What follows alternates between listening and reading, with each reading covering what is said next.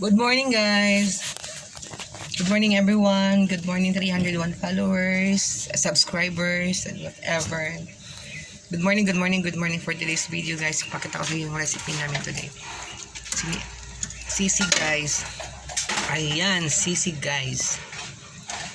Very delicious sisig. Meron tayong ginataang tambakol.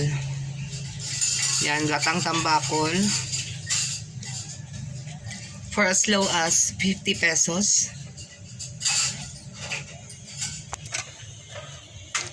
Meron tayong tokwat baboy. Ayan guys, napakaanghang nito guys. Napakasarap nito. Tokwat baboy available. 45 pesos lang siya guys with rice. Patok sa mga estudyante dito guys. Kasi yung place kasi namin dito is maraming mga estudyante dito, may college siya na school. Yung munisipyo, ganun. So, patok siya sa mga estudyante, sa mga construction workers. And of course, meron din tayong mga gulay. Like tortang talong. Ayan, tortang talong with egg. Ayan guys. Mura lang yan guys. 15 pesos. Ayan, tortang talong.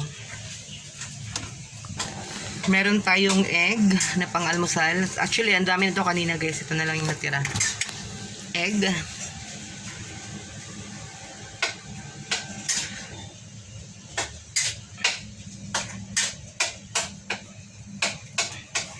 Of course, crispy fried chicken. 55 pesos may kasama ng kanin po sa mga estudyante. Yan.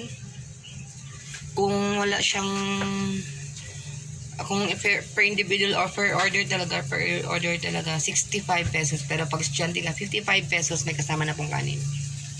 Ayan. Tsaka ito.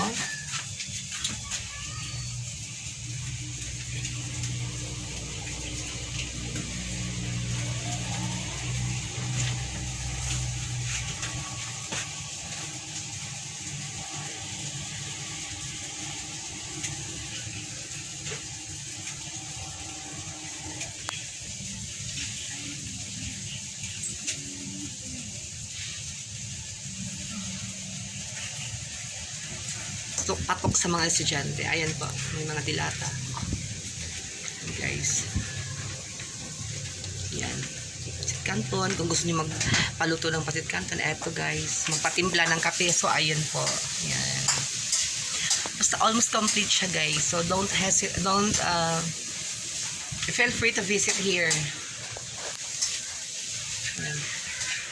Mga cup noodles. Yan. Thank you for watching guys. God bless everyone and have a great day ahead. Happy Tuesday. Bye bye.